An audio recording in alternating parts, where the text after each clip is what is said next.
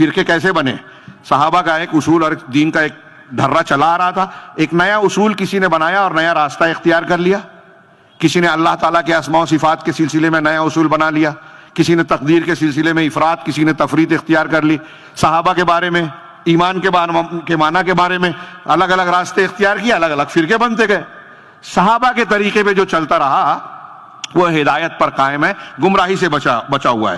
اور پھر چوتھے نمبر پر بتایا کہ اس منہج سلف کی طرف جو نسبت کرتا ہے، سلفی، اہل حدیث، اہل سنت، یہ نسبت اس میں شرف ہے کہ آپ رسول اللہ صلی اللہ علیہ وسلم کی طرف نسبت کر رہے ہیں، جن کی اتباع کا آسمان والے رب العالمین نے حکم دیا. رب العالمین نے حکم دیا، جس کا الہ العالمین نے حکم دیا. اب رسول کو ماننا، اللہ کو ماننا ہے. وَمَن يُطِعِ الرَّسُولَ فَقَدْ أَطَاعَ اللَّهَ. تو جب آپ اس نسبت کو اختیار کر رہے ہیں تو آپ رسول کی طرف نسبت کر رہے ہیں. اور فلاں نقشبندی، چشتی، قادری، جہمی، فلانی ڈھما کی جو نسبتیں اختیار کر رہے ہیں، رسول کے علاوہ امتیوں کی طرف آپ نسبت کر رہے ہیں. تو اس میں یہ شرف ہے کہ آپ رسول کی طرف منسوب ہو رہے ہیں.